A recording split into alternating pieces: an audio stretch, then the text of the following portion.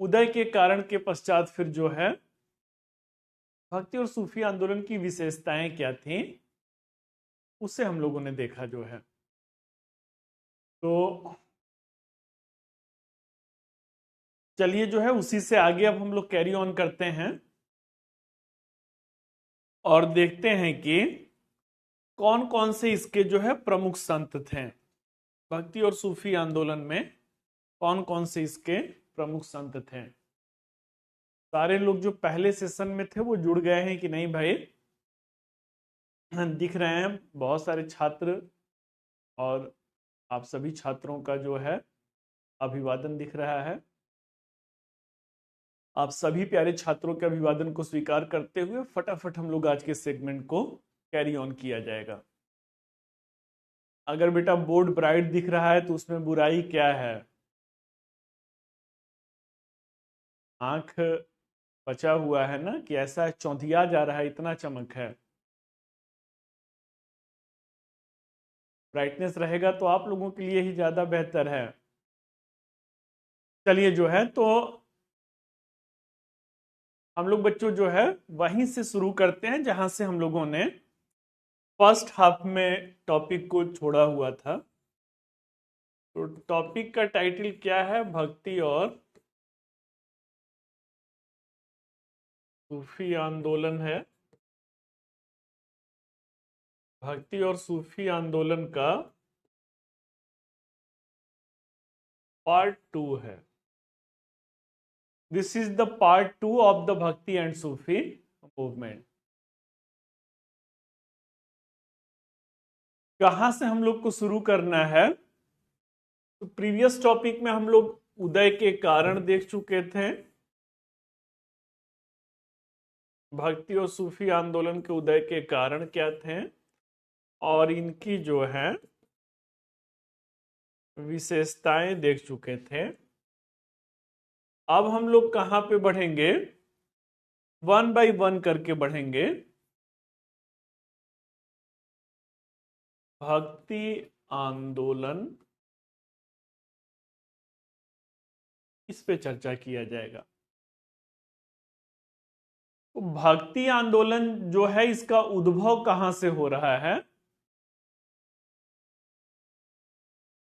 भक्ति आंदोलन का उद्भव कहां से हो रहा है? तो इसका उद्भव जो है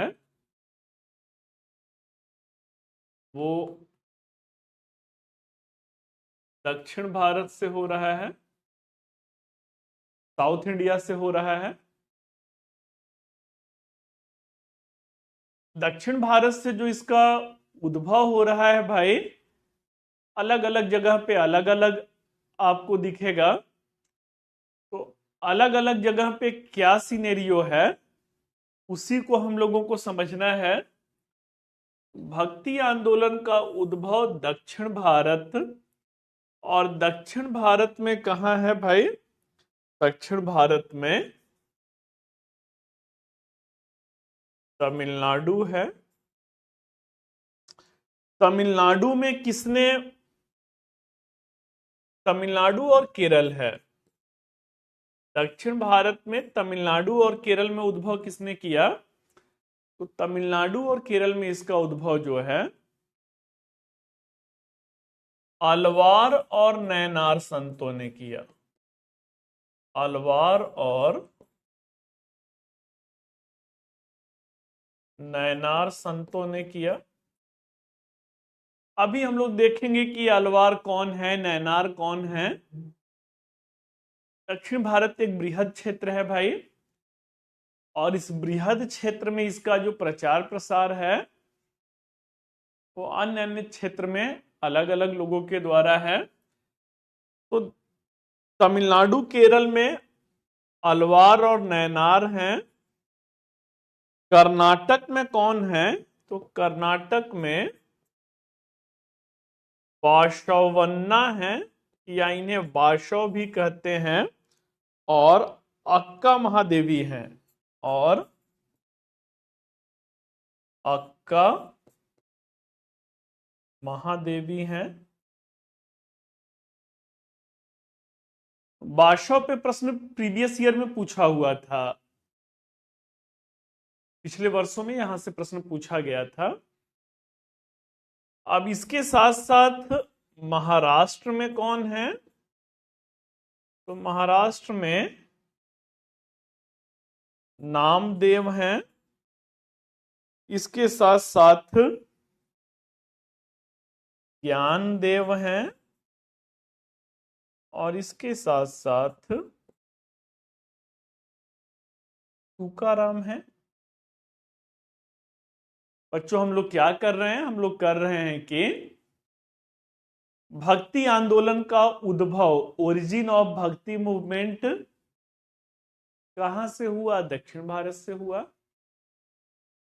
दक्षिण भारत में किसने इनके उद्भव को आगे अग्रसर किया था? तो दक्षिण भारत में जो है भिन्न भिन्न क्षेत्रों में भिन्न भिन्न लोगों के द्वारा किया गया था। जैसा कि हम लोगों ने देखा कि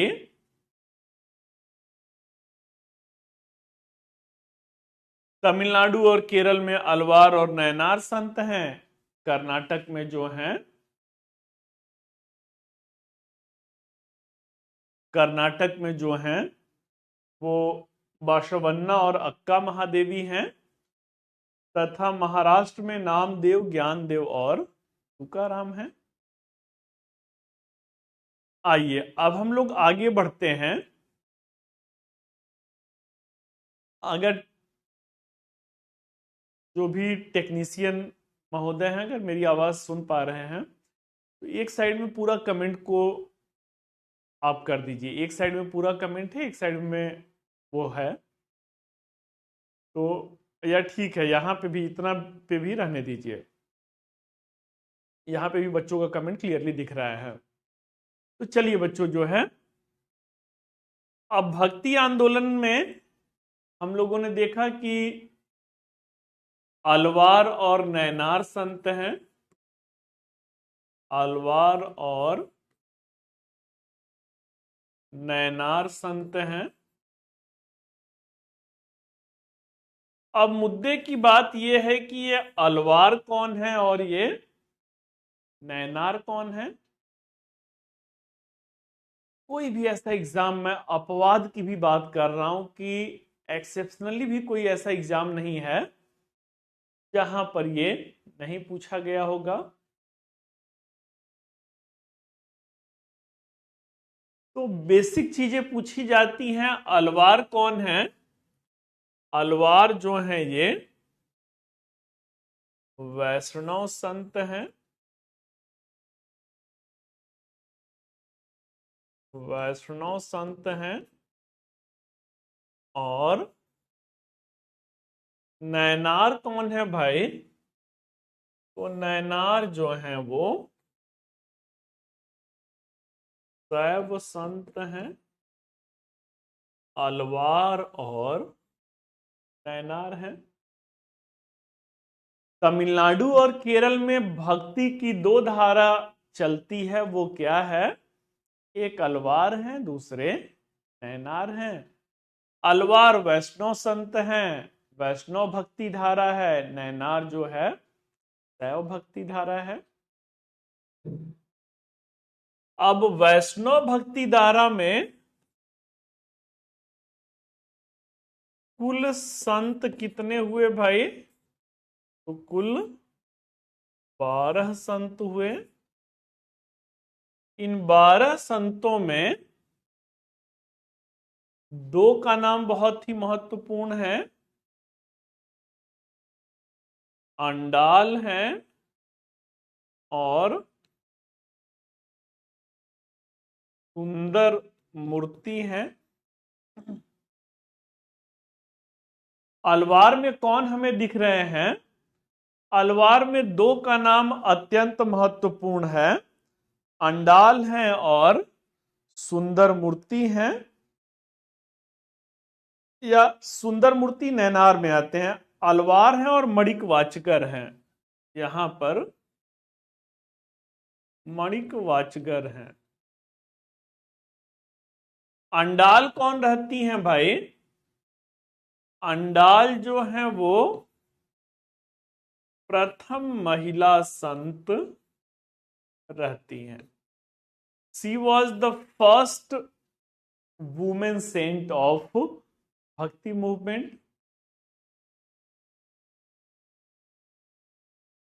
अब इनकी अपनी कुछ कहानी है, माइथोलॉजिकल कहानी है। महिला संत रहती हैं, सपने में ये देखती हैं कि इनका जो है भगवान विष्णु के साथ विवाह हुआ है। तो इस तरीके से क्या है, इस तरीके से जो है ये प्रथम वो रहती है। थोड़ा सा बेटा कंफ्यूज हो रहा है, ये कुलशेखर हैं, जो शासक रहते हैं वो कुलशेखर हैं।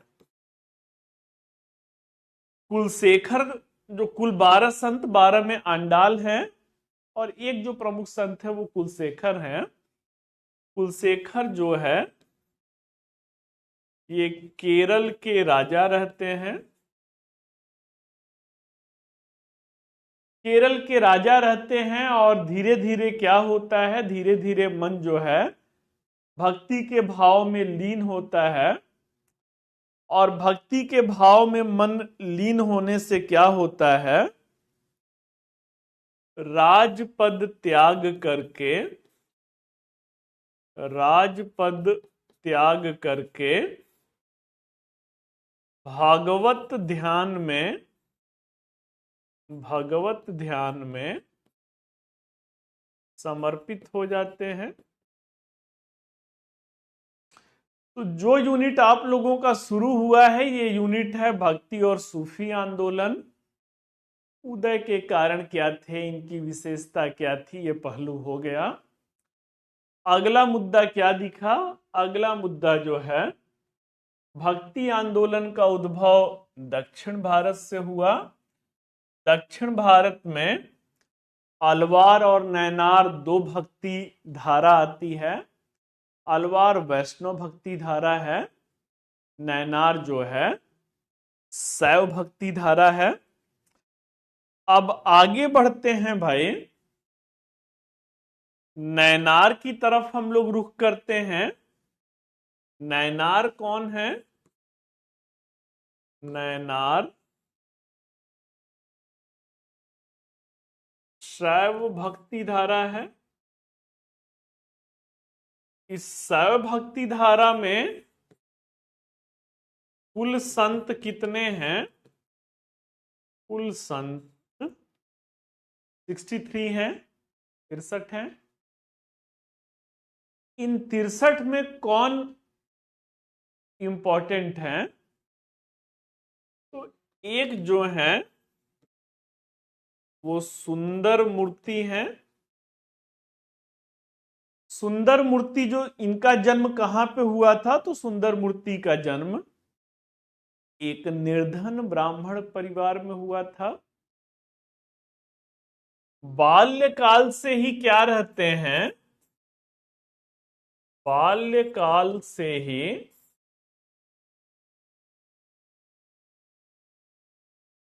अति सुंदर रहते हैं। इसीलिए इनका नाम क्या पड़ जाता है, इसीलिए इनका नाम जो है वो सुंदर मूर्ति पड़ जाता है। अगला मुद्दा क्या है भाई, इन्होंने सहस्त्र तमिल गीतों की रचना किया। इन्होंने सहस्त्र तमिल गीतों की रचना किया, इसलिए इन्हें ईश्वर के मित्र के रूप में भी देखा जाता है। इसलिए इन्हें ईश्वर के मित्र के रूप में भी देखा जाता है। चलिए भाई, तो ये क्या है, ये जो है सुंदर मूर्ति की कहानी हुई। अगले कौन है, तो अगले नैनार धारा में मणिक वाचगर हैं। मणिक वाचगर हैं। मणिक वाचगर की कहानी क्या होती है, तो अभी आपने कुलशेखर को देखा। कुलशेखर क्या करते हैं, कुलशेखर राजा रहते हैं, भागवत मय हो जाते हैं। मणिक वाचगर जो रहते हैं, ये पांड्य राज्य में प्रधानमंत्री के पद पर रहते हैं, प्रधानमंत्री के पद पर रहते हैं, परंतु फिर भी क्या है, परंतु फिर भी शैव भक्ति में लीन रहते हैं। संत तो बहुत हुए भाई, कुछ ऐसे संत हैं जो अपना नाम अमर कर जाते हैं। तो इस तरीके से जो हैं, आंडाल बेटा पहली महिला संत थे। क्या नाम है इनका, सना जो है। तो चलिए बच्चों जो है, अब आगे हम लोग बढ़ते हैं और देखते हैं कि भक्ति जो आंदोलन है, इसका आपको ज्यादा दिखे डीप में, ये कोई फिलॉसफी की क्लास, दर्शन की क्लास आप नहीं कर रहे हैं, ये कोई धर्म की क्लास आप नहीं कर रहे हैं, आप हिस्ट्री की क्लास कर रहे हैं। हिस्ट्री में कला और संस्कृति पढ़ रहे हैं। कला और संस्कृति में जो है, ऐतिहासिक दृष्टिकोण से धर्म का मुद्दा है, और इस ऐतिहासिक दृष्टिकोण से जो धर्म का मुद्दा है, इसमें हम लोग क्या देख रहे हैं, तो इसमें हम लोग को बेसिक बेसिक चीजों पर वो करते हुए जो है आगे बढ़ना है। अलवार वैष्णव संत, नैनार शैव संत। अब इस भक्ति की धारा में जो प्रमुख संत हैं, भक्ति धारा के प्रमुख जो संत हैं, इसमें कौन आते हैं भाई, इसमें शंकराचार्य आते हैं। शंकराचार्य का जन्म कब हुआ था, जन्म 788 ईस्वी में हुआ था। शंकराचार्य की मृत्यु जो है 820 ईस्वी में हुआ था। जन्म स्थान इनका कहां पे रहता है, तो जन्म स्थान जो है केरल रहता है। जन्म स्थान जो है वो केरल रहता है। इनकी उपाधि क्या रहती है, ये प्रश्न पूछा गया है। उपाधि जो है प्रच्छन्न बौद्ध की उपाधि रहती है, प्रच्छन्न बौद्ध की उपाधि रहती है। इन्होंने दर्शन कौन सा दिया था, शंकराचार्य का दर्शन कौन सा है भाई, तो जो शंकराचार्य का दर्शन है वो अद्वैतवाद दर्शन है। कौन सा दर्शन है, अद्वैतवाद दर्शन है। अद्वैतवाद दर्शन जो है किससे प्रेरित है, ये बच्चों जितना भी शब्द मैं लिख रहा हूं सब प्रश्न पूछा गया है। किसकी उपाधि प्रच्छन्न बौद्ध है, अद्वैतवादी दर्शन, ये सब स्टेटमेंट वाला कल्चर है, यूपीएससी में स्टेटमेंट बनाते हैं। अगला जो है अद्वैतवाद दर्शन किससे प्रेरित है, तो ये जो है उपनिषदिक दर्शन से,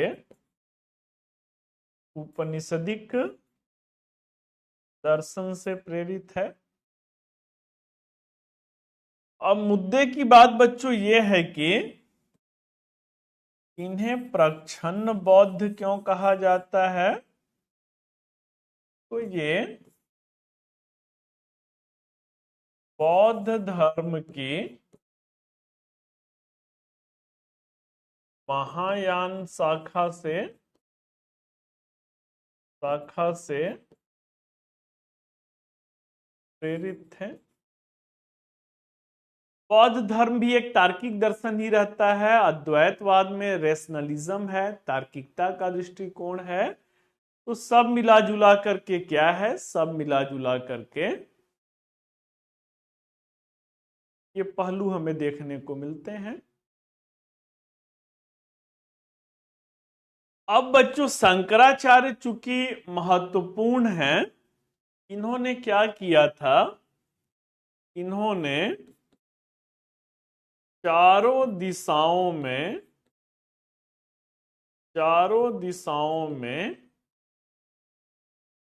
4 मठों की स्थापना किया था।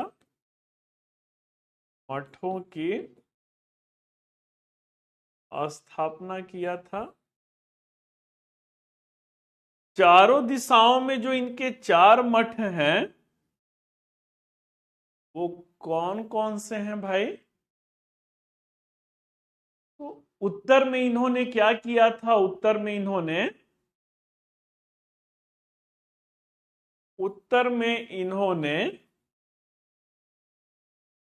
बद्रीनाथ की स्थापना किया। दक्षिण में इन्होंने श्रृंगेरी की स्थापना किया।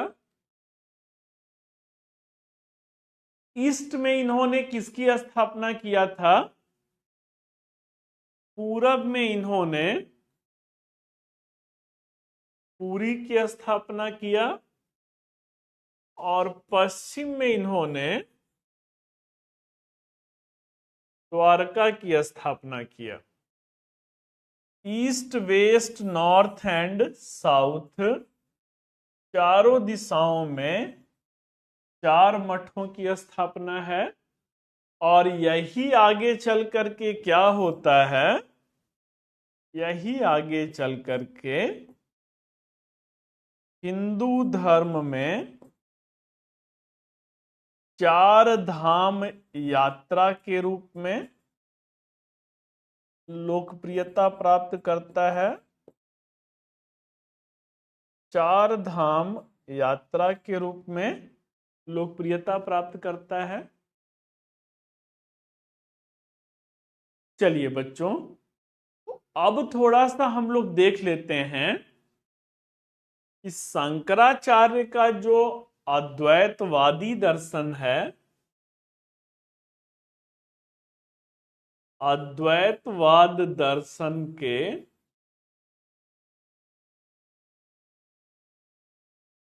प्रमुख स्तंभ कौन से हैं? द मेजर पिलर ऑफ अद्वैतवाद फिलॉसफी, प्रमुख स्तंभ कौन है भाई? अद्वैतवाद में क्या है? अद्वैतवाद में जगत है, अद्वैतवाद में आत्मा है, अद्वैतवाद में माया है, अद्वैतवाद में परम ब्रह्म है।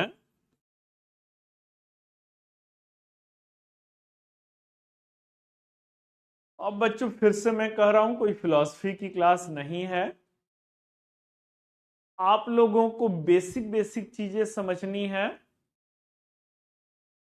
उन मूलभूत बातों में शंकराचार्य का अद्वैतवाद दर्शन क्या कह रहा है। अगर मैं अभी आप लोगों से नाम पूछूं कि आपका नाम क्या है, तो कोई कहेगा मेरा नाम साक्षी है, कोई कहेगा रश्मि है, और भी कमेंट बॉक्स में जिनका जो नाम है। बेटा आपसे नाम पूछा जाएगा कि आप कौन हैं, तो आप अपना नाम ही बताएंगे ना। आप कहेंगे मैं ABCD ये हूं, जो भी नाम है। अद्वैतवाद दर्शन कहेगा कि आप मूर्ख हो, आप ABCD नहीं हो, आप असल में क्या हो? आप एक आत्मा हो। तो आप कहेंगे कि अरे बाप रे बाप, मुझे तो पता ही नहीं था कि मैं एक,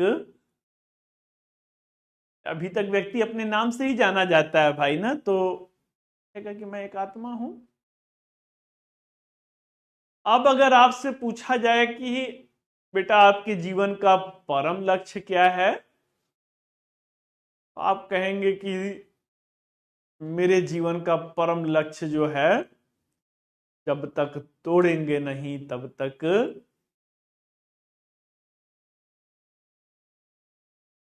लबासना मसूरी पहुंचना, वही हमारा मक्का और मदीना, वही हमारा जो है चरम लक्ष्य है, फाइनल डेस्टिनेशन है। फिर से अद्वैतवादी दर्शन क्या कहेगा कि आप मूर्ख हैं, आपके जीवन का परम लक्ष्य आईएएस पीसीएस बनना नहीं, आप एक आत्मा हैं। आपके जीवन का चरम लक्ष्य मोक्ष की प्राप्ति है, परमात्मा से मिलन है। अब भाई आप कहेंगे कि ठीक है, परमात्मा से मिलन क्यों नहीं हो पा रहा है? तो इसमें क्या बताएंगे, इसमें अद्वैतवादी दर्शन कहेगा कि ये जगत क्या है, ये जगत जो है मिथ्या है। ये जगत जो है मतलब कि इस संसार, जगत भाई इस संसार को ही कहते हैं। तो जगत क्या है भाई? जगत मिथ्या है। मीन्स कि जो आपको दिख रहा है, जीवन का जो एक सिद्धांत या आईएएस को क्रैक करने का एक सिद्धांत मैंने बताया था ना, जो दिखता है वो है नहीं, जो है वो दिखता नहीं। जो दिखता है वो है नहीं, ये जगत, अद्वैतवादी दर्शन कर रहा है कि ये जगत जो, ये संसार जो आपको दिख रहा है, ये सत्य दिख रहा होगा। ये भाई बहन का बंधन, ये नातेदार, ये रिश्तेदार, कह रहे हैं ये सब क्या है? ये सब मिथ्या है। मिथ्या मतलब झूठ है। मिथ्या का मतलब क्या है कि ये जगत जो है वो एक माया है, माया है। The entire world whatsoever we observe, that is the mysticism, that is the illusion, ये मोह माया है। तो बेटा अगर सिंपल सा अगर देखिए तो जो आया है वो जाएगा। जैसे जैसे उम्र बढ़ रही है माता पिता, वैसे वैसे एक एक साल भाई अब वो धीरे धीरे बुढ़ापे की तरफ बढ़ेंगे। कुछ भी तो यहाँ पे परमानेंट नहीं है भाई ना, एक निश्चित समय के बाद उनका साथ छूट जाना है।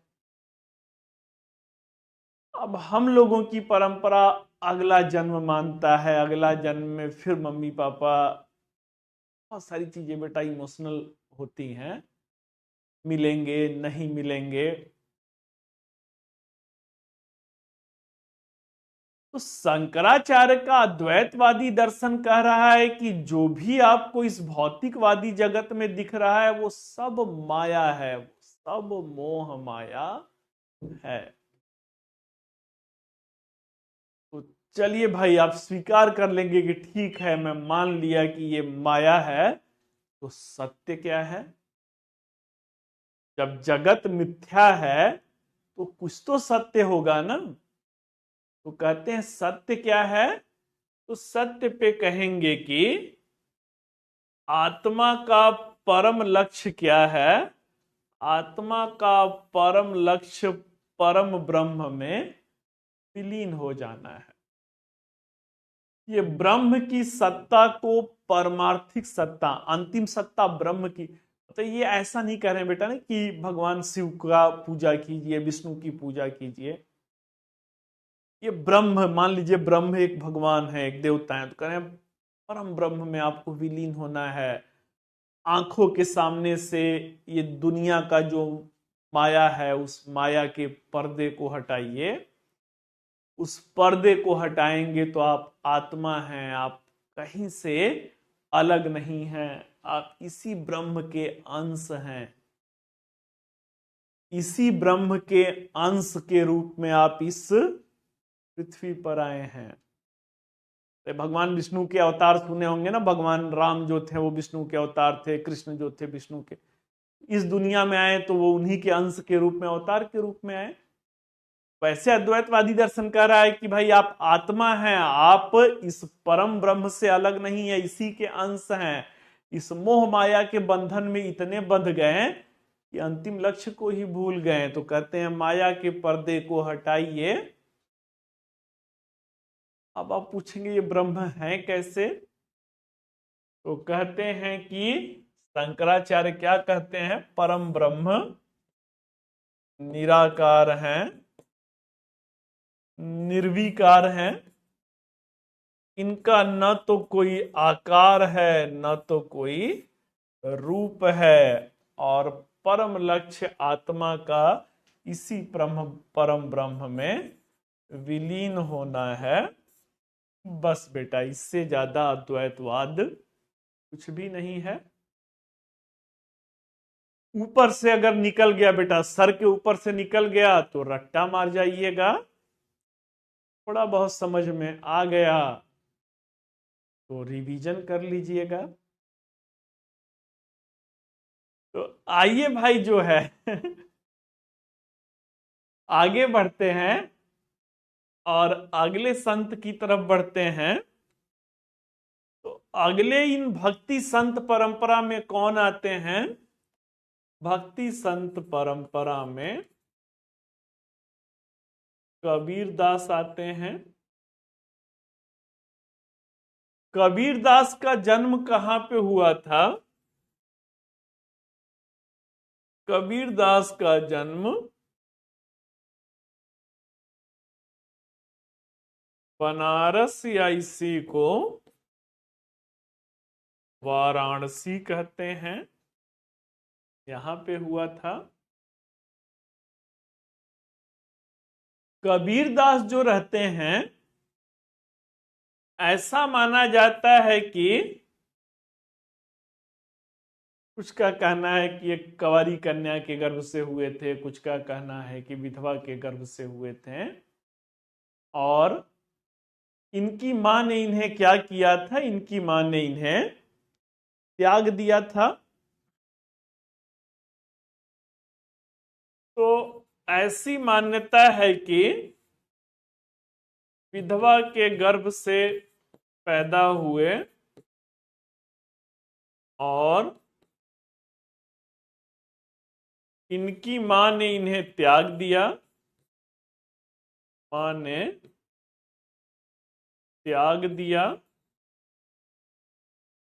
और नीरू और नीमा रहती हैं। नीरू और नीमा दंपत्ति ने इनका क्या किया? इनका पालन पोषण किया। मीन्स कि एक हिंदू महिला के गर्भ से पैदा हुए, एक मुस्लिम परिवार में पले बढ़े। कबीर दास की कोई संस्थागत शिक्षा नहीं हुआ था। इनकी कोई संस्थागत शिक्षा नहीं हुआ था। और इनका ज्ञान क्या था भाई? इनका सारा ज्ञान अनुभविक ज्ञान था। मैंने कई बार आप लोगों से कहा था कि तजुर्बा भी कोई चीज है, जिंदगी के अनुभव भी कोई चीज होती है। इन्होंने जो भी उपदेश दिया वो क्या है भाई? ये अनुभव का ज्ञान है, व्यावहारिक ज्ञान है। इनके जो उपदेश होते थे, उपदेश जो हैं वो किस भाषा में है? तो भाषा जो है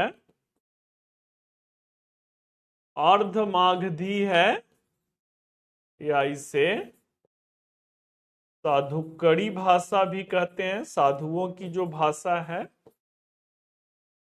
अब इसमें कोई खड़ी हिंदी का या ब्रज का इन सब का उपयोग नहीं दिखेगा। ये कह रहे हैं गुरु गोविंद दोहू खड़े, खड़ा नहीं करें, दोहू खड़े, किसके पांव लगे ऐसा कुछ नहीं, काके लागो पांव। ये कौन सी भाषा है भाई? तो ये अर्धमागधी है, या इसे सधुकड़ी भाषा भी कहते हैं। अब कबीर दास के जो भी उपदेश हैं वो कहां पर हैं भाई? तो इनके जो भी उपदेश हैं ये जो हैं साखी शब्द रामायणी में है। साखी शब्द रामायणी है, साखी शब्द रामायणी है। इसके अलावा जो है बीजक ग्रंथ भी इन्हीं का है। अब कबीर दास का अगर कहा जाए कि कबीर दास का दर्शन या चिंतन कैसा है, तो इनका दर्शन और चिंतन लगभग सभी में आपको यही कॉमन वो दिखेगा, समानता दिखे। जैसे कोई कह रहा था कमेंट बॉक्स में ना कि सर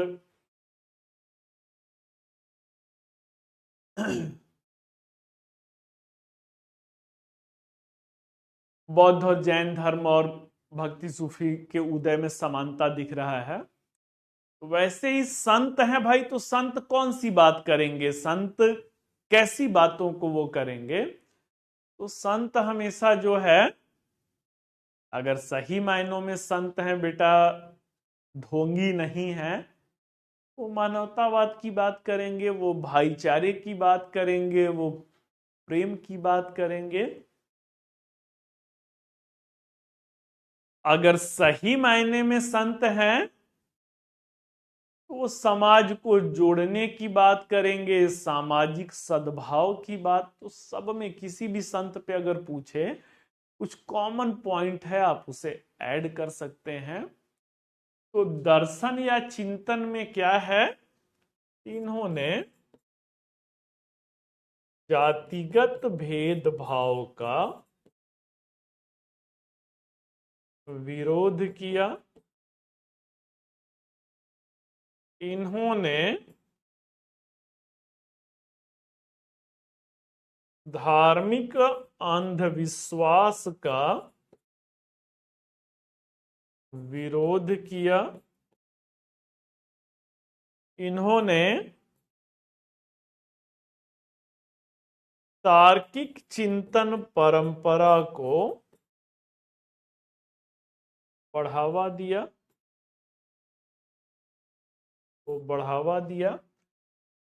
तो और भी बहुत सारी चीजें हैं। समतामूलक समाज का समर्थन दिया, बहुविवाह का विरोध किया, जितना भी सब भेदभाव है सबको वो दे दीजिएगा।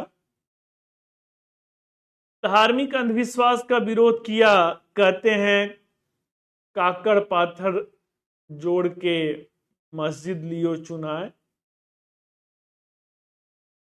ता चढ़ी मुल्ला बाग दे बहरा हुआ खुदाए।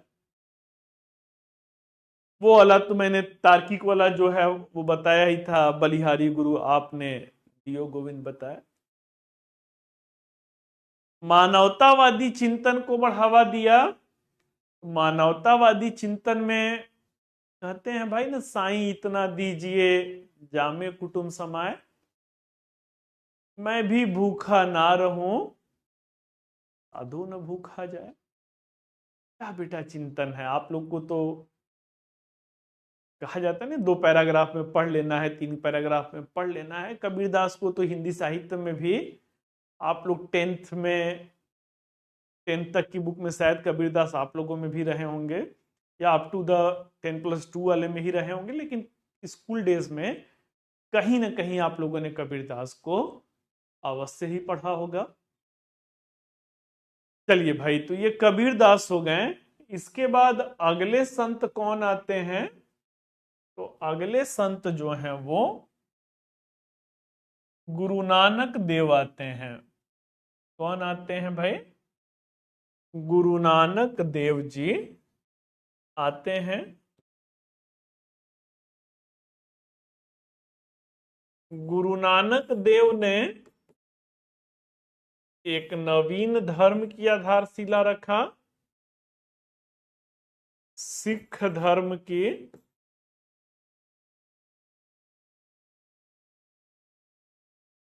आधारशिला रखा। सिख धर्म क्या है भाई? तो तलवंडी में गुरु नानक देव जी का जन्म कहां पे हुआ था? तलवंडी में हुआ था। बचपन से ही तार्किक प्रवृत्ति के रहते हैं। तार्किक प्रवृत्ति से होने के कारण जो है घर बार छोड़ करके वैराग्य जीवन में आते हैं। वैराग्य जीवन में जैसे ही इन्हें ज्ञान की प्राप्ति होती है, ज्ञान प्राप्ति के साथ क्या करते हैं? ज्ञान प्राप्ति के साथ तार्किक चिंतन परंपरा को बढ़ावा दिया। तार्किक चिंतन परंपरा को बढ़ावा दिया। तार्किक चिंतन परंपरा में ज्ञान प्राप्ति के साथ ही क्या कहते हैं? कहते हैं ना कोई हिंदू ना कोई मुस्लिम, सब हैं एक ही बंदे की संतान। अब इसी तार्किक चिंतन में मानवतावादी मूल्य आ जाएंगे। इसी तार्किक चिंतन में जो है फ्रेटर्निटी आ जाएगा, ब्रदरहुड आ जाएगा, सामाजिक समरसता और बंधुत्व आ जाएगा। इनके जो उपदेश हैं वो कहां पर हैं भाई? तो इनके उपदेश जो हैं आदि ग्रंथ में है।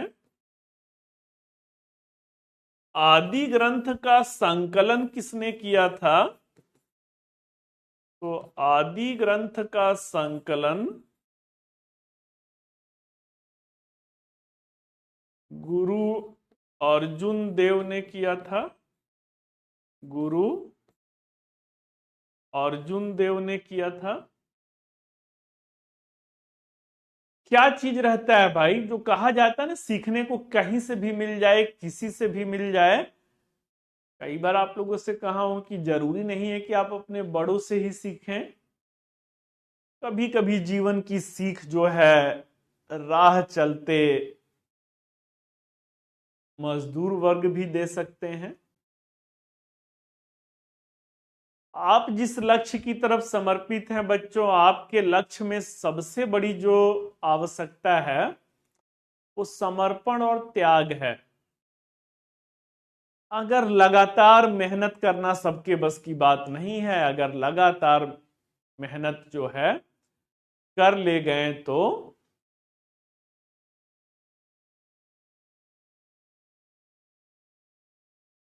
कोई भी ऐसी बाधा नहीं है जो आपको रोक सके। अब मैंने कल भी इस पे चर्चा किया था कि बाधाएं तमाम हैं। अप्रैल का महीना समाप्त होने वाला है, सूरज देव का पारा चढ़ रहा है। इसी में आप लोग के भी दिमाग का पारा चढ़ना शुरू होगा। हर साल बेटा आप देखेंगे तो इसी गर्मी के दिनों में आपका एग्जाम होता है। सेंटर ऐसे ऐसे जगहों पर उठा के देता है, बीच में 3 घंटा का ब्रेक है, लू से देह झुलस रहा होता है। उतना ज्यादा जो है वो है नहीं कि आप घर से कार से गए हैं एग्जाम देने के लिए, कहीं जो दिल्ली में अगर एग्जाम पड़ा है तो कहीं पार्क में दुबके हुए हैं कहीं पे। तो सब मिला जुला करके क्या है भाई, सब मिला जुला करके त्याग ही है कि त्याग अगर कर ले गए, समर्पण कर ले गए तो मंजिल से मुलाकात हो ही जाएगी। तो कहने का अर्थ है भाई कि आपको पढ़ना ही तो है, मेहनत ही तो करना है। जाके देखिए धूप में एक मजदूर जो है वो बेचारा सर पे ईटा रख करके इस 44 डिग्री 43 डिग्री टेम्परेचर में पसीना से तरबतर होगा, हाफ रहा होगा। एक बार रुक करके 2 मिनट बात कीजिए, चेहरे पे उसके मुस्कुराहट होगी। जिंदगी से बहुत वो गीला शिकवा, मतलब निराशाजनक तरीके से वो आपसे बात नहीं करेगा। वो जो कहा जाता है ना, पूर्ण ज्ञान पाए हुए लोग हैं, पूर्ण ज्ञान 500-700 रुपया दिहाड़ी पाने वाले लोग हैं। जाही विधि राखो राम, साही विधि रहियो। लालच तो बेटा अंबानी और अडानी को है। तो कुल मिला जुला करके क्या है भाई, कुल मिला जुला करके गुरु नानक देव जो हैं, गुरु नानक देव के द्वारा भी मानवतावादी मूल्यों को आगे बढ़ाया गया। मानवतावादी मूल्यों में किसी भी धार्मिक भेदभाव को उन्होंने नकार दिया, और उन सारे धार्मिक भेदभाव को नकारने के पश्चात हिंदू मुस्लिम एकता या धार्मिक समरसता के बातों को उन्होंने आगे बढ़ाया। और इस तरीके से काफी देशों की यात्रा भी उन्होंने किया। भारत के साथ साथ अफगानिस्तान गए थे, श्रीलंका गए थे, बर्मा गए थे, मालदीव गए थे। तो देखते ही देखते इन्होंने क्या किया था, सिख धर्म का प्रचार और प्रसार किया था। आइए भाई जो है अब आगे हम लोग बढ़ते हैं और अगले एक संत को देखते हैं। वो कौन है? वो चैतन्य महाप्रभु हैं।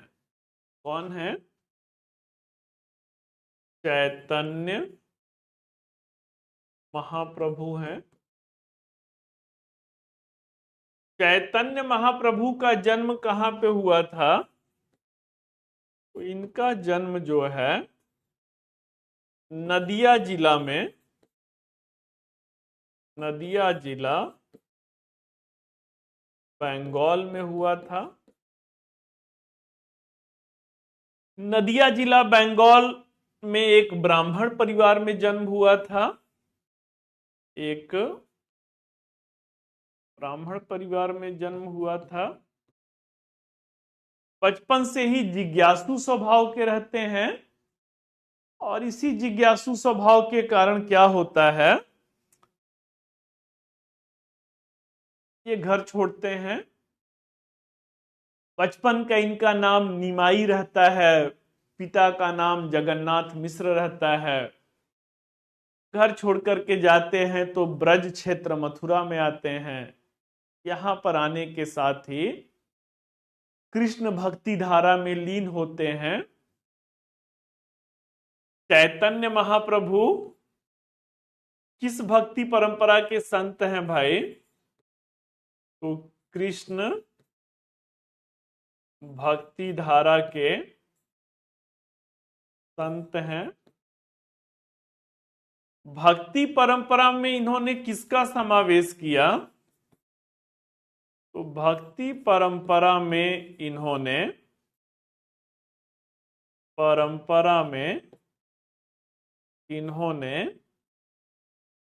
कीर्तन प्रथा का समावेश किया। कीर्तन प्रथा का प्रचलन किया। कीर्तन प्रथा, गेहूं का कटाई उटाई हो गया है बेटा, अब गांव में देखेंगे कीर्तन उर्तन बड़ा जोर शोर से होगा। वो जो हरे रामा हरे कृष्णा बोलते हैं, उसमें जो वो क्या ढोल मंजीरा पे वो होता है, वो कीर्तन परंपरा की शुरुआत किया गया। अब इनके साथ भी वही दिखेगा। भले ब्राह्मण परिवार से रहते हैं लेकिन ब्राह्मण श्रेष्ठता का विरोध करते हैं, जातिगत भेदभाव का विरोध करते हैं, समता मूलक समाज के पक्षधर होते हैं। तो ये चैतन्य महाप्रभु जो हैं वो अपने इन विचारों से क्या होता है, धीरे धीरे समस्त बंगाल में लोकप्रियता प्राप्त कर लेते हैं। चलिए बच्चों, इससे ज्यादा नहीं, भक्ति आंदोलन यहीं पे समाप्त हुआ। छोटे छोटे संत बहुत सारे हैं, हम मुझे लग रहा है संपूर्ण जो बुक है उसमें दिया होगा, आप एक एक दो दो लाइन में देख लीजिएगा, क्योंकि बहुत कंफ्यूज करता है, बहुत ज्यादा खिचड़ी बन जाता है। जैसे माधवाचार्य हैं, निम्बकाचार्य हैं, कबीर, अच्छा कबीरदास तो हो गए, तुलसीदास हैं, सूरदास हैं, मीराबाई हैं, ऐसे बहुत सारे संत, भाई संत भारत जो है आप समझ ही रहे हैं। तो उन सारे फैक्चुअल डेटा को आप लोग बुक से कर लीजिएगा। मेंस के पॉइंट ऑफ व्यू से यही जो है आपके लिए इंपॉर्टेंट है। भक्ति आंदोलन समाप्त हुआ, कहीं पे कोई डाउट है तो फटाफट पूछ लीजिए।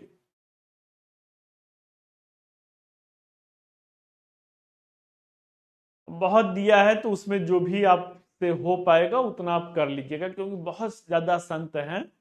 उतना संत अगर आप करेंगे तो वो सब खिचड़ी हो जाएगा, रामानुजाचार्य माधवाचार्य में चले जाएंगे, माधवाचार्य निम्बकाचार्य में चले जाएंगे। तो आप पीवाईक्यू को प्रैक्टिस कर लीजिएगा, पीवाईक्यू का जो नीचे एक्सप्लेनेशन है उससे प्रैक्टिस कर लीजिएगा। होना रहता है बेटा तो वहीं से हो जाता है, और नहीं तो आप 10-12 किताब भी पढ़ लीजिए, अगर फंसा देगा ऐसे यूनिट से तो आपको केवल इतिहास ही थोड़ी पढ़ना है, आपको तो सब विषय पढ़ना है। आइए अब हम लोग कहां बढ़ते हैं, अब हम लोग जो हैं सूफी आंदोलन की तरफ बढ़ते हैं। कहां पर? सूफी आंदोलन की तरफ बढ़ते हैं।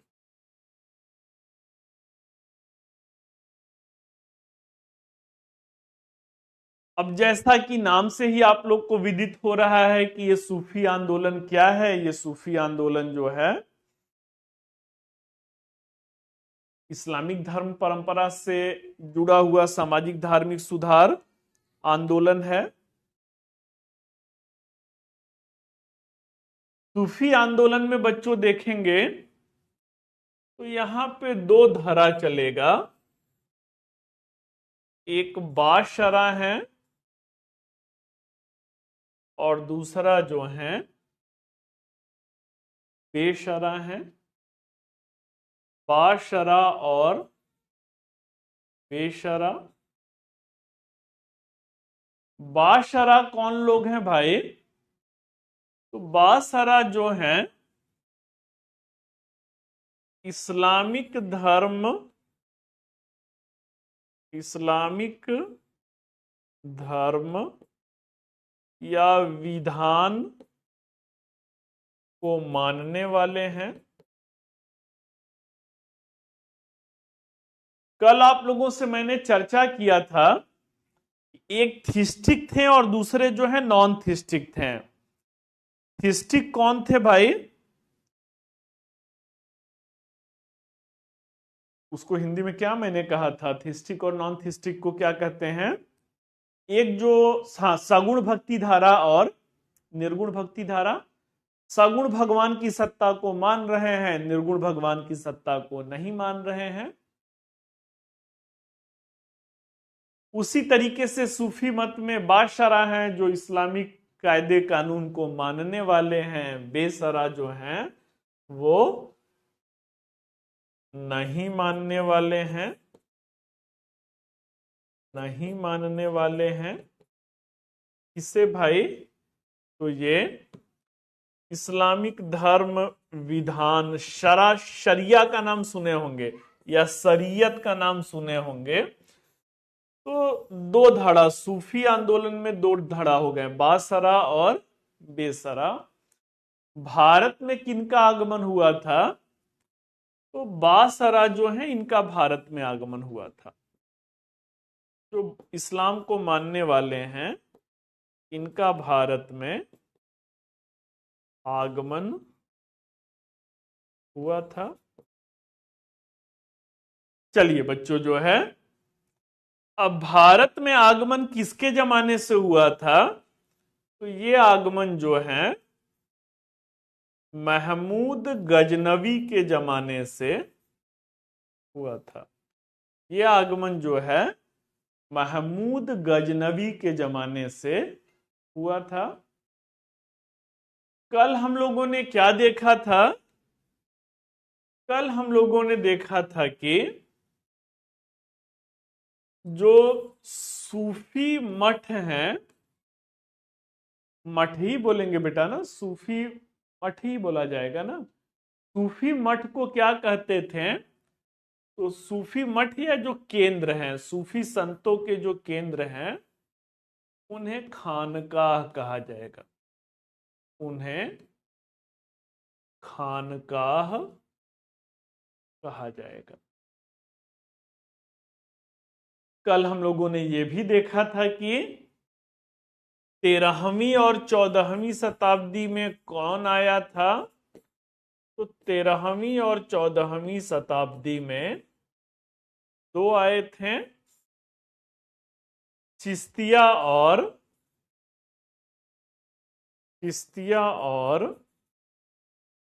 सुहरावर्दिया आए थे। सुहरावर्दिया आए थे। और आगे हम लोगों ने देखा था कि 15वीं, 16वीं, 17वीं, 18वीं शताब्दी में कौन थे? तो यहां पे नक्शबंदियां हैं, कादरिया हैं,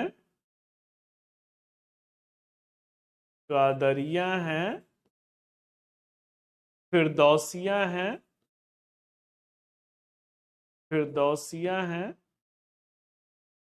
सत्तारिया हैं,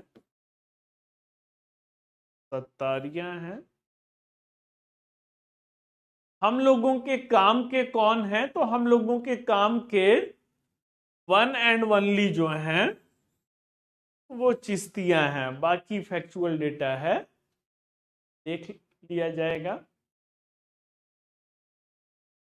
आइए तो शुरू करते हैं। चिश्तिया संत कौन है?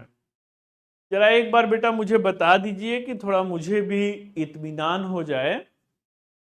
पल्ले उल्ले पड़ रहा है जो हम लोग बातचीत कर रहे हैं, कुछ समझ उमझ में आ रहा है या सब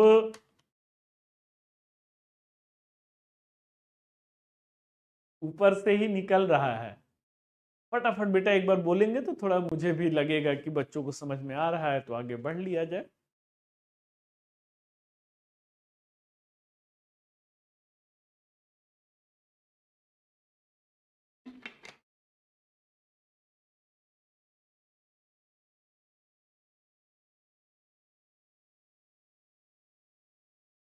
हिसाब किताब सही है बेटा? 60% समझ रहे हैं तब तो ठीक ही ठाक हिसाब है।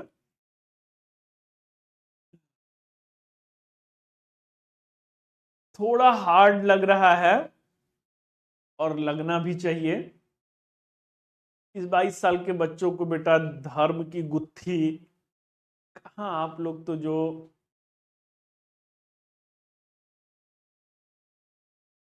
कहा जाता है ना कि मन चंचल होता है, चंचल मन में बेटा अगर 60% छप रहा है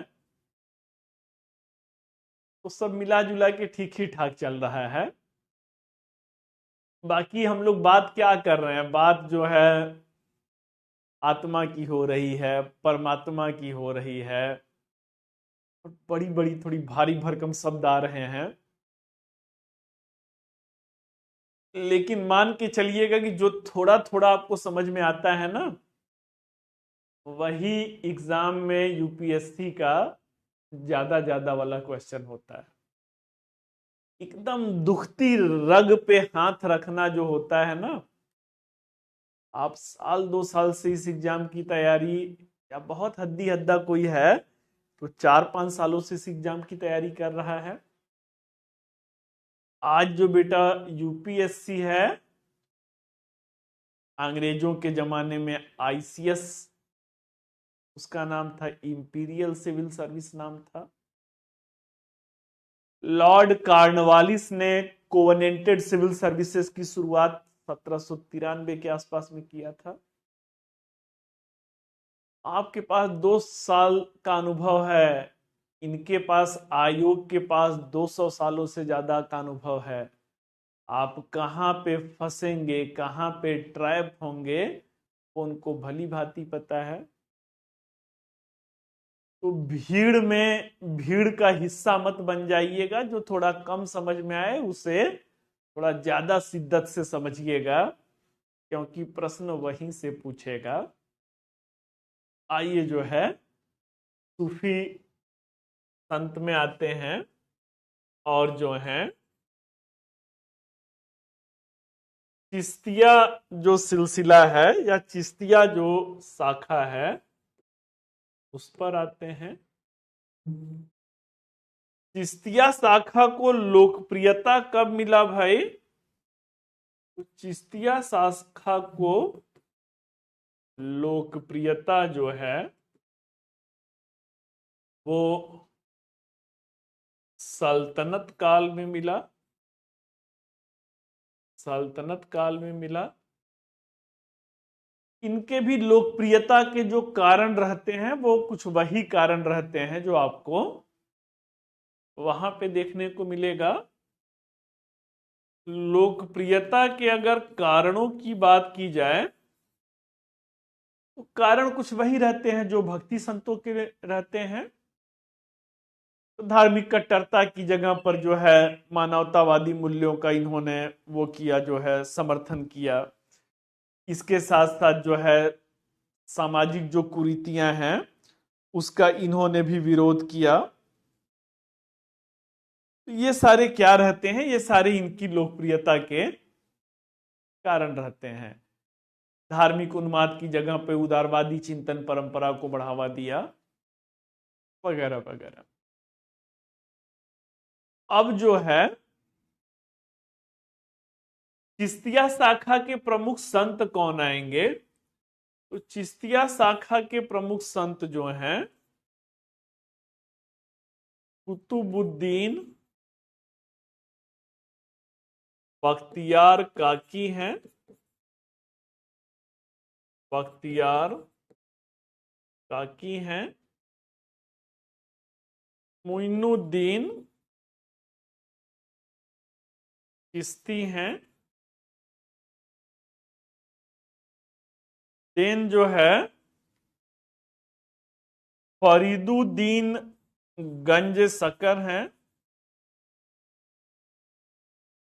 गंज ए सकर हैं, या इन्हीं को जो है बाबा फरीद भी कहते हैं। देन जो है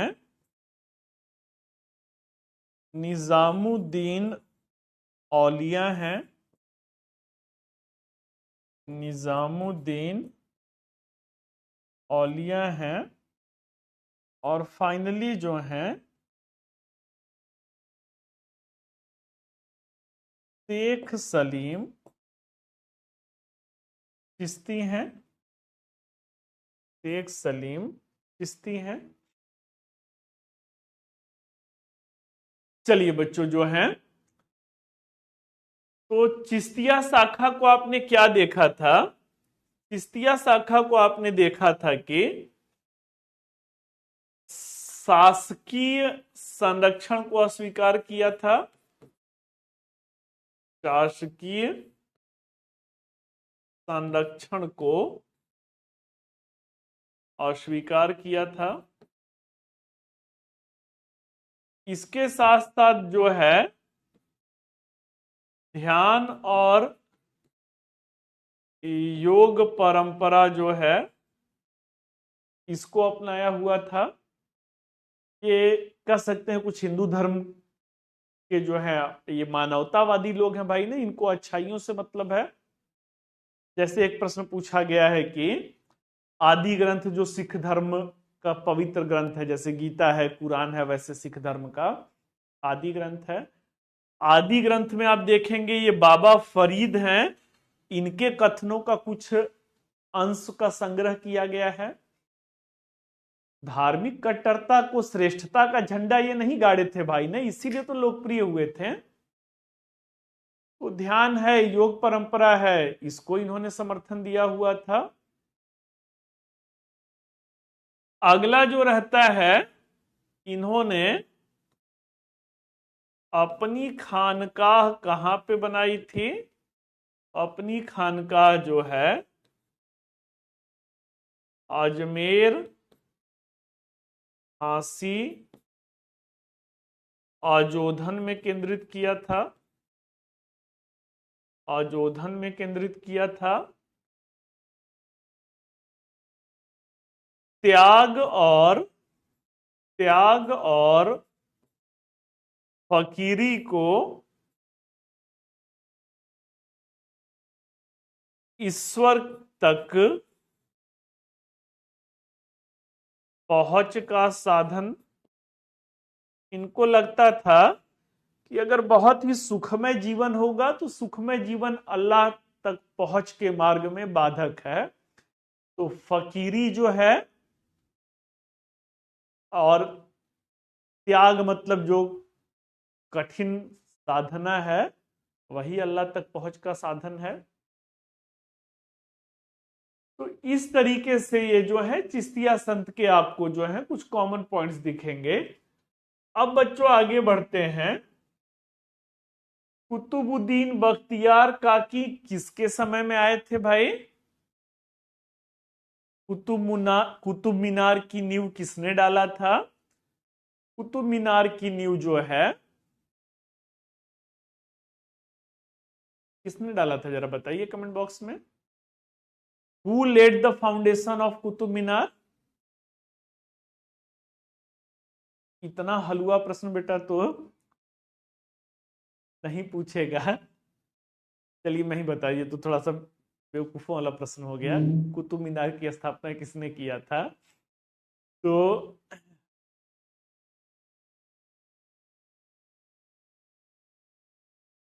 चलिए अच्छी बात है भाई, कमेंट बॉक्स में आप लोग के आ रहे हैं कमेंट। ऐबक ने डाला हुआ था। अब इनकी जो कह सकते हैं साधना रहता है, इससे प्रेरित होकर के the foundation of the Qutub Minar it was laid by the Qutubuddin Aibak and the construction of the Qutub Minar it was foundation किसके द्वारा दिया गया था? ऐबक के द्वारा दिया गया था। उसका निर्माण कार्य जो पूर्ण कराया गया था वो इल्तुतमिश के द्वारा कराया गया था। उस जमाने में दुनिया की सबसे बड़ी इमारत रहता है। इस तरीके से चिश्तिया शाखा क्या है? इस तरीके से चिश्तिया शाखा जो है वो भारत में पहुंचता है। बाद में वो सब प्रश्न है, बिजली गिर गया कुतुब मीनार पे, फिर फिरोज शाह तुगलक ने उसे 5 मंजिल से 6 मंजिल करा दिया। मोइनुद्दीन चिश्ती आते हैं भाई। मोइनुद्दीन चिश्ती, इनकी खानकाह कहां पे रहता है? तो अजमेर को ये अपना केंद्र बनाते हैं।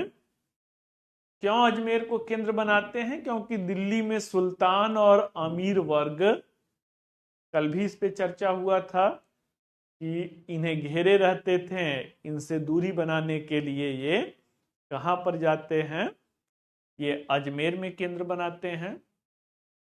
विचारों की पवित्रता ऐसी रहती है कि जितने मुस्लिम श्रद्धालु रहते हैं उतने ही हिंदू श्रद्धालु भी इनके खानकाह में रहते हैं। क्यों? क्योंकि कहीं पे अपने उपदेश में धर्म की सर्वोपरिता जो है वो दिया ही नहीं। और चूंकि त्याग और समर्पण का जीवन था, गरीबों के मसीहा के रूप में थे, इसलिए खानकाह में लोगों की भीड़ जुटी रहती थी। तो ये कौन है भाई? ये मोइनुद्दीन चिश्ती हैं। कॉमन पॉइंट्स वही वाला जो कबीरदास वाला मैंने कहा, धार्मिक आडंबर का विरोध किया, महिलाओं की जो भेदभाव है या महिलाओं के साथ जो भी डिसिमिलरिटीज है उनका विरोध किया, सामाजिक समरसता और बंधुता का समर्थन दिया, हिंदू मुस्लिम एकता को समर्थन दिया। तो इस तरीके से इनकी लोकप्रियता रहती है। बाद में इनकी मृत्यु के बाद इनकी दरगाह जो है वही अजमेर शरीफ में स्थापित होता है। बाबा फरीद जो रहते हैं ये किसके दामाद हैं भाई? तो बाबा फरीद जो हैं ये बलबन के दामाद रहते हैं, बलबन के दामाद रहते हैं। और बड़ा ही तार्किक दृष्टिकोण रहता है। पहले ही मैंने बताया जो है कि इनके वचनों के, इनके प्रवचनों के कुछ अंश जो रहते हैं वो सिख धर्म के सबसे पवित्र ग्रंथ आदि ग्रंथ में समाहित रहते हैं। मोइनुद्दीन चिश्ती के ये शिष्य के रूप में रहते हैं। जो बाबा फरीद हैं वो क्या हैं? वो इनके शिष्य के रूप में रहते हैं। इसके बाद कौन है भाई? निजामुद्दीन औलिया हैं। इनके बारे में पहले आप जान चुके हैं, दिल्ली में रहते हैं। इनका विवाद किससे रहता है? इनका विवाद जो है गयासुद्दीन तुगलक से रहता है।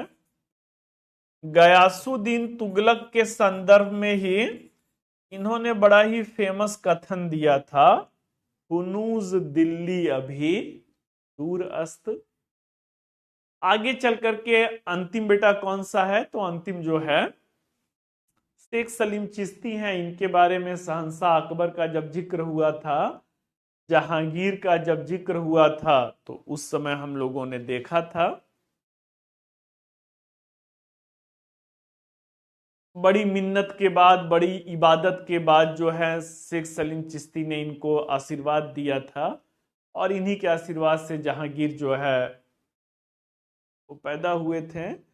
और इन्हीं के गुरु के ही सम्मान में इनका नाम, जहांगीर के बचपन का नाम सलीम रखा जाता है।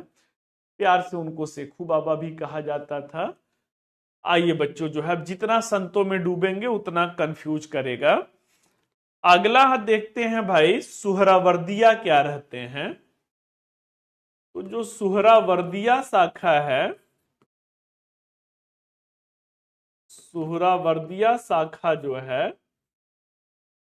इनका भारत में केंद्र कहां है? तो भारत में केंद्र जो है मुल्तान में है, पंजाब में है और बंगाल में है। केंद्र का मतलब क्या होता है? केंद्र का मतलब जो इनकी खानकाह है, मीन्स के जो इनके मठ हैं या जो इनके गतिविधियों के केंद्र हैं। इसके साथ साथ ये दिल्ली में भी रहते हैं। सुहरावर्दिया शाखा ने क्या किया था? तो सुहरावर्दिया शाखा ने राजकीय संरक्षण को स्वीकार किया था, संरक्षण को स्वीकार किया था। अगला जो है ऐश्वर्यपूर्ण जीवन जीते थे। चिश्तिया जहां फकीरी में रहते थे, त्याग का जीवन जीते थे, यहीं पर ये जो हैं रॉयल पैट्रोनेज को स्वीकार करने के साथ साथ प्रॉस्परस लाइफ को भी एक्सेप्ट करते थे। बाकी बेटा वो सब जो छोटा छोटा है ना, जैसे जो कादरिया शाखा है या नक्शबंदिया शाखा है, ये छोटा छोटा, ये संपूर्ण वाले में आप देख लीजिएगा, या उस पर मैं एक एक दो लाइन नोट्स बनवा दूंगा। आइए प्रश्न हम लोग एक और देखे थे कि भक्ति और सूफी आंदोलन का जो है प्रभाव क्या था। तो प्रभाव के साथ साथ अंतिम मुद्दा यही है आज के क्लास का, इनकी सीमाएं क्या हैं। प्रश्न क्या है, भक्ति और सूफी आंदोलन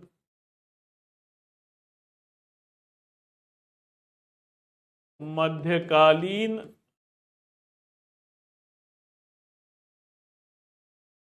के संतों ने, कर लेते हैं, भक्ति और सूफी आंदोलन के संतों ने मध्यकालीन भारतीय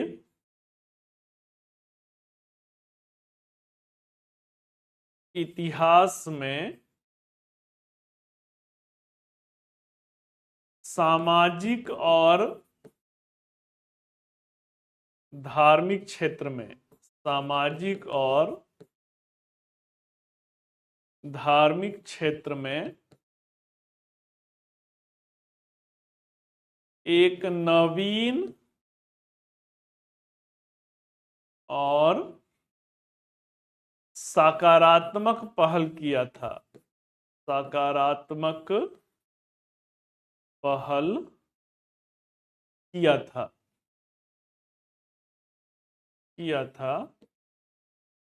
परंतु अपने उद्देश्यों को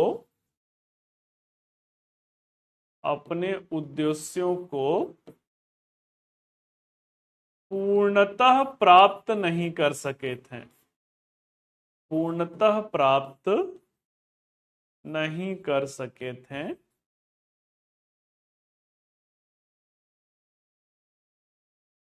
टिप्पणी करें, टिप्पणी करें।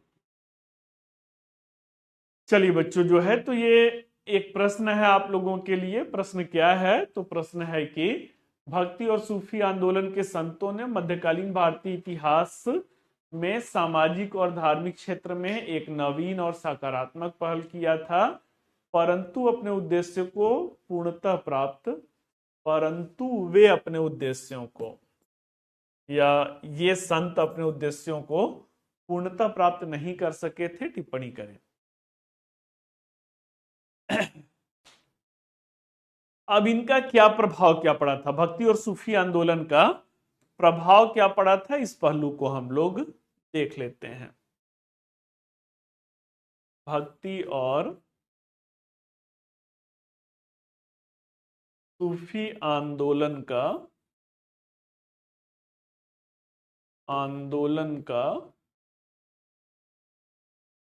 प्रभाव क्या पड़ा था भाई।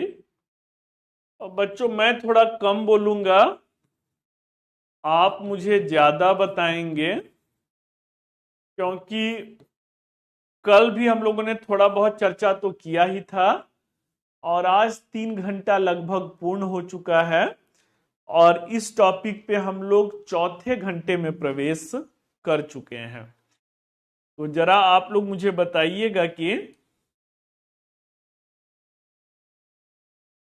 क्या राजनीतिक प्रभाव आप लोग को दिख रहा है भाई, भक्ति और सूफी आंदोलन का कोई राजनीतिक प्रभाव आप लोगों को दिख रहा है।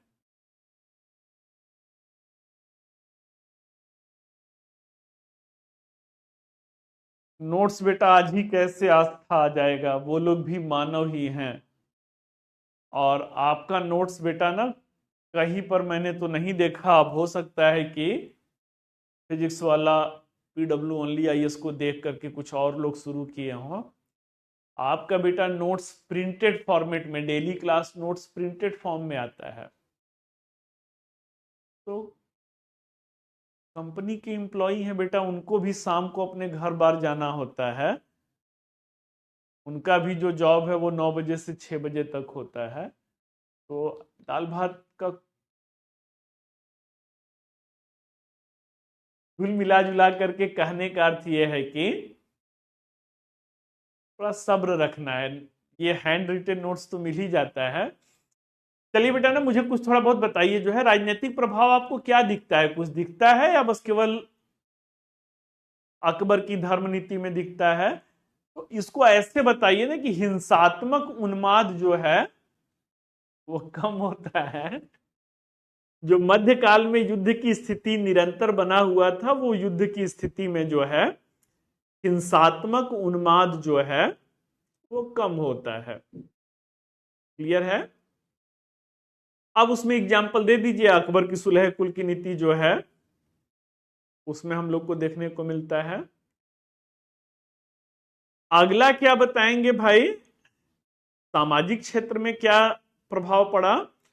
तो सामाजिक क्षेत्र में जो प्रभाव है, इन्होंने क्या किया था, भक्ति और सूफी संतों ने सामाजिक बुराइयों का विरोध किया था। सामाजिक बुराइयों का विरोध किया था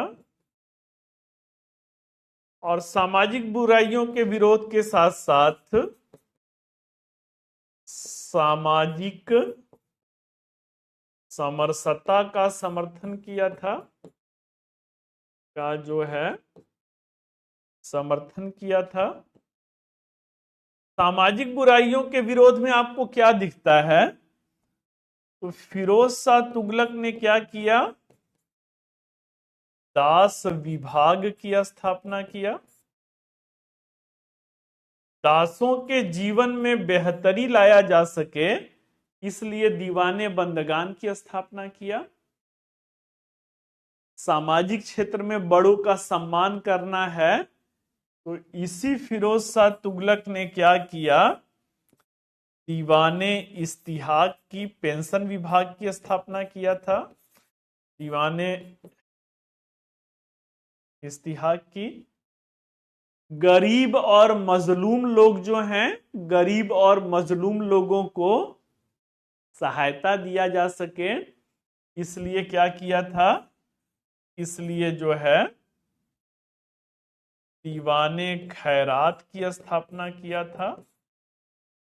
दीवाने खैरात की स्थापना किया था। दीवाने खैरात विभाग रहता है। अकबर ने क्या किया था भाई, तो अकबर ने जो है सामाजिक बुराइयों के विरोध में जो है शहंशाह अकबर ने क्या किया, तो शहंशाह अकबर ने बाल विवाह पे प्रतिबंध लगा दिया। बाल विवाह पर प्रतिबंध लगाया। शहंशाह अकबर ने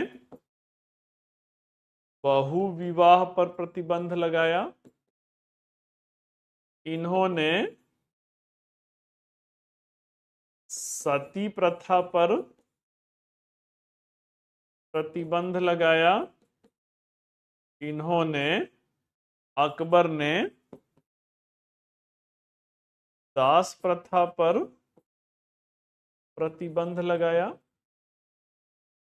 जो बेटा कानों में बातें गूंजती रहती हैं, उसका कहीं न कहीं प्रभाव देखने को,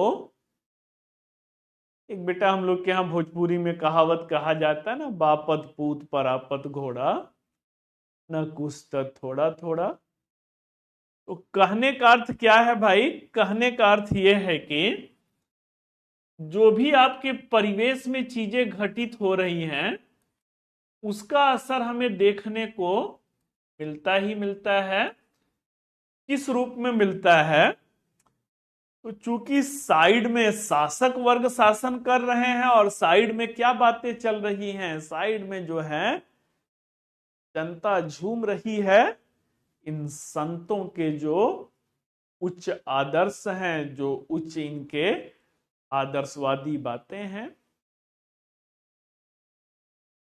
अब वो प्रभाव कहां तक जाता है, वो प्रभाव शासकीय नीतियों तक जाता है। भले ही कुछ ही शासकों ने, लेकिन जो बातें वो चिल्ला रहे हैं उसे इन्होंने अपने राजकीय नीतियों में शामिल करके दिखाया। आगे बढ़ते हैं बच्चों और देखते हैं कि आर्थिक प्रभाव क्या था। आर्थिक क्षेत्र में प्रभाव क्या था, तो आर्थिक क्षेत्र में प्रभाव के अंतर्गत जो है लोगों के ऊपर आर्थिक बोझ न पड़े, इसलिए क्या हुआ था, फिरोज शाह तुगलक ने कुल 36 करों को समाप्त करके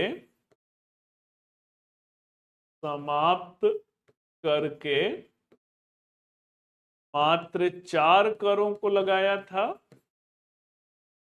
4 करों को लगाया था। अगला क्या होता है, अकबर को आपने देखा था, शहंशाह अकबर ने क्या किया था, तो इन्होंने लोगों के ऊपर करों के बोझ को कम किया, और करों के बोझ को कम करने के अंतर्गत इन्होंने क्या किया, इन्होंने घृणित जजिया कर को समाप्त किया। घृणित जजिया कर को समाप्त किया। इसके साथ साथ क्या करते हैं, जजिया भाई हिंदुओं पे लगता था, जजिया कर को समाप्त किया। मुगल काल की आर्थिक दशा में आप लोगों ने देखा था। इसके साथ साथ इन्होंने कौन से कर को समाप्त किया था, तो जजिया के साथ साथ जो है तीर्थ यात्रा कर को समाप्त किया, कर को समाप्त किया। सामाजिक वाले में बच्चों अगर जोड़ना चाहेंगे तो सामाजिक वाले में जोड़ लीजिएगा, मोहम्मद बिन तुगलक जो रहते हैं, मोहम्मद बिन तुगलक और अकबर जो रहते हैं, इन्होंने क्या किया था, तो इन्होंने हिंदू त्योहारों को सेलिब्रेट किया, त्योहारों को मनाया। अकबर ने जो है क्या किया था, अकबर ने अपने मनसबदारी व्यवस्था में हिंदुओं को भी उच्च पद दिया, हिंदुओं को उच्च पद दिया। नंबर बेटा ऐसे ही मिलेगा, अंधेरे में तीर मारने से नहीं मिलेगा, कुछ ठोस उदाहरण देंगे तब जाकर मिलेगा। कौन सा ऐसा पॉइंट बता दिया जिसके बारे में आप नहीं रूबरू हैं भाई, प्राचीन खत्म हो गया है, मध्यकालीन खत्म हो गया है, वहीं के तो उदाहरण उठा के रखा जा रहा है। आइए बच्चों अब आगे बढ़ते हैं। राजनैतिक प्रभाव हो गया, सामाजिक प्रभाव हो गया, आर्थिक प्रभाव हो गया। अब जरा देख लेते हैं कि धार्मिक सांस्कृतिक प्रभाव क्या है। धार्मिक सांस्कृतिक प्रभाव क्या है, तो धार्मिक सांस्कृतिक प्रभाव है, इसके अंतर्गत आपको क्या दिखता है, तो इसके अंतर्गत दिखता है कि लोगों के मध्य धार्मिक रूप से मेलजोल बढ़ा, मेलजोल बढ़ा। कबीरदास को मानने वाले केवल हिंदू ही नहीं थे, सभी धर्म के लोग थे।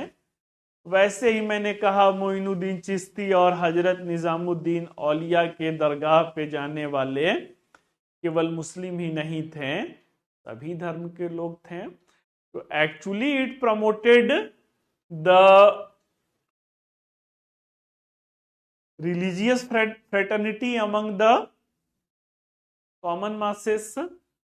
अगला क्या है भाई, धार्मिक सांस्कृतिक रूप से प्रभाव, तो भक्ति और सूफी संतों के प्रभाव से भक्ति और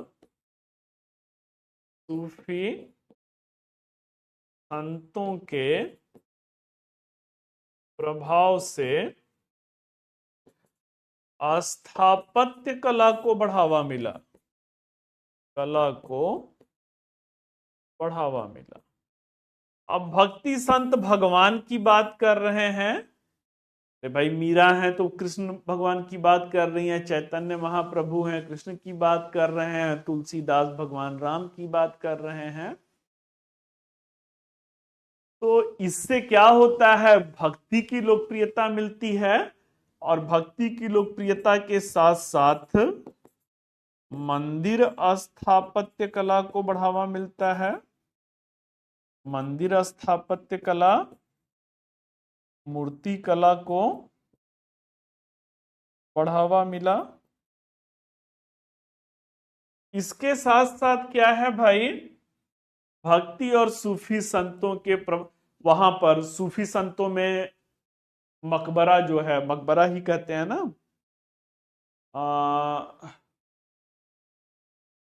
हाँ मकबरा ही बोलते हैं, तो मकबरा जो है, दरगाह जो है, उसके निर्माण को बढ़ावा मिला। अगला क्या है भाई, तो इनके प्रभाव से चित्रकला को बढ़ावा मिला और चित्रकला में धार्मिक चित्र जो हैं ये भित्ति चित्रकला के भी रूप में दिख रहे हैं। भित्ति चित्रकला और लघु चित्रकला के भी रूप में है। मुगल काल में रज्मनामा आप देखते हैं, महाभारत या रामायण का अनुवाद रहता है चित्रकला के रूप में। उसी तरीके से मंदिर की दीवारों पर क्या है, मंदिर की दीवारों पर भित्ति चित्र बनाए जा रहे हैं, भगवान के चित्र हैं। तो ये क्या है भाई, भक्ति संत लोकप्रिय हो रहे हैं, चित्रकला को बढ़ावा मिल रहा है।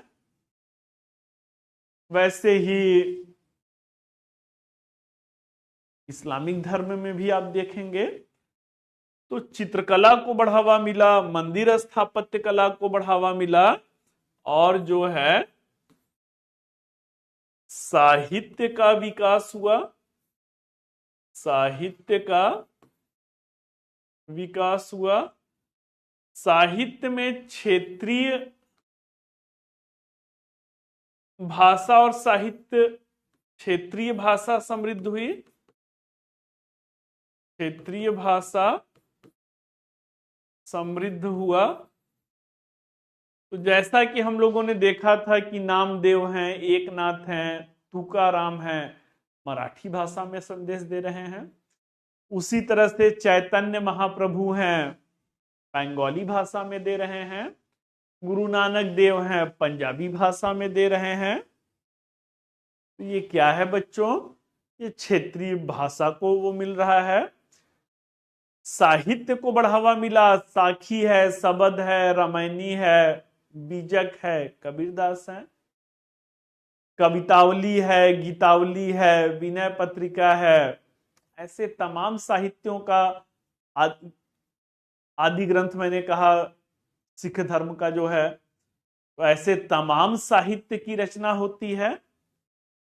तो ये क्या है भाई, ये जो है इसके सांस्कृतिक प्रभाव के रूप में है। इसके साथ साथ बच्चों और क्या होता है, तो इसके साथ साथ जो है शास्त्रीय संगीत और नृत्य को बढ़ावा मिला।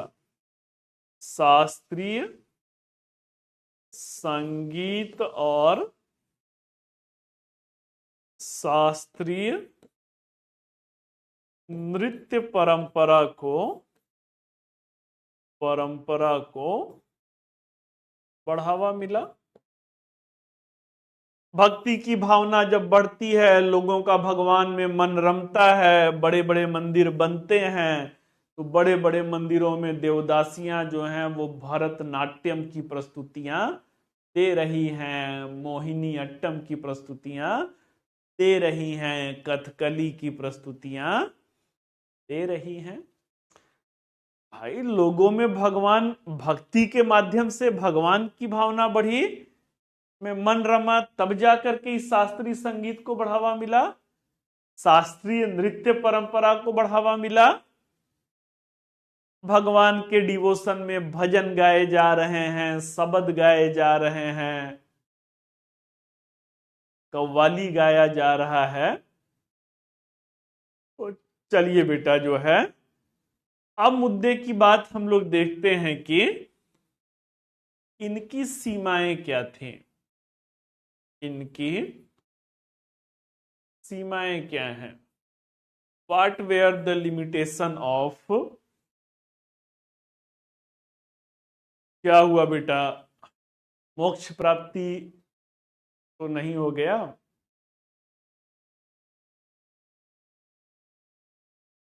बहुत सन्नाटा दिख रहा है। अच्छा, बारिश हो रहा है, यहां बात है भाई।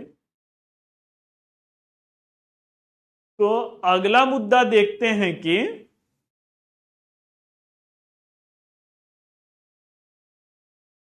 अगला मुद्दा जो है कि what were the limitation of the Bhakti and Sufi movement. इनकी कुछ सीमाएं थी या सब बड़ी बड़ी बातें ही हो रही हैं? तो इनकी सीमाएं क्या हैं भाई? सीमाएं ये हैं कि जिन उद्देश्यों के साथ ये आंदोलन शुरू हुआ, ये आंदोलन शुरू हुआ, उन्हें पूर्णतः प्राप्त नहीं कर सका, उन्हें पूर्णतः प्राप्त नहीं कर सका। Whatsoever the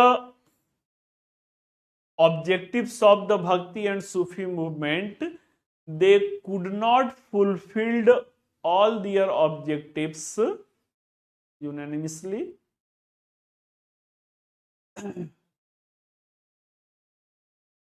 तो क्या है भाई, जाति प्रथा का विरोध कर रहे हैं।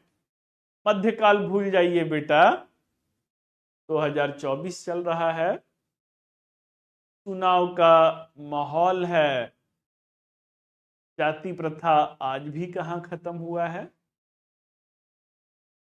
जातिगत भेदभाव का विरोध किया, लेकिन जातिगत भेदभाव बने रहे। महिलाओं के समानता का समर्थन किया, लेकिन बाल विवाह आज भी होता है, बहु विवाह आज भी होता है। तो जो महिलाओं की पतनशील स्थिति थी वो यथावत बनी रही। सीमाएं क्या थी बच्चों? कि इनका जो है सीमित जनाधार था। आज के बाबा की तरह थोड़ी थे, बागेश्वर धाम वाले बाबा की तरह थोड़ी थे, लाखों करोड़ों लोगों तक वीडियो के माध्यम से थोड़ी वायरल हो रहे थे। वो जमाना बेटा चिट्ठी न कोई संदेश वाला जमाना था। चिट्ठी न कोई संदेश वाला जो जमाना था, इनके मठों में 1500 लोग आते थे, इनकी बातें 1500 लोगों तक पहुंचती थी। आज कई सारे बाबा हैं, आप देखते हैं, एक वो भी हैं पीला वस्त्र धारण करते हैं बाबा जो हैं।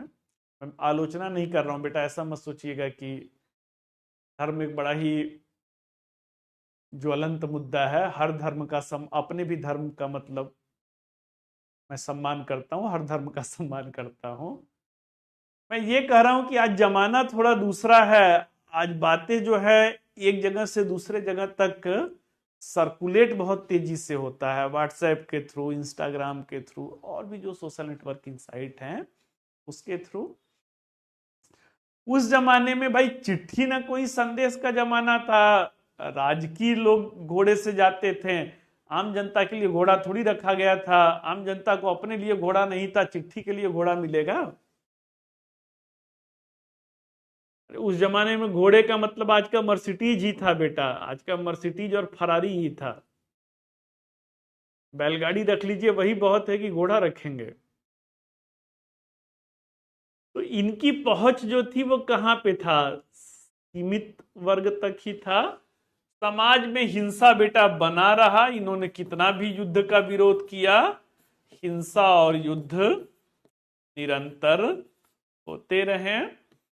इन्होंने जो है जो धार्मिक आडंबर का विरोध किया, सांप्रदायिकता का विरोध किया, वो सारी चीजें होती रही। और इसमें भी सीमाएं थी, सीमाएं, नक्शबंदिया सिलसिला को मैंने कहा था कट्टरवादी सिलसिला था। ये सारी चीजें क्या हैं, ये सारी चीजें जो हैं इनके उद्देश्यों में या इनके जो पवित्र आदर्श रहते हैं वहां पर सीमाएं हैं।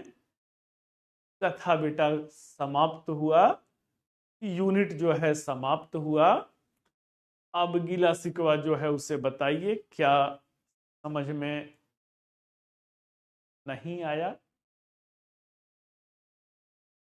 टाइम भी बेटा लगभग लगभग समाप्त ही है। तो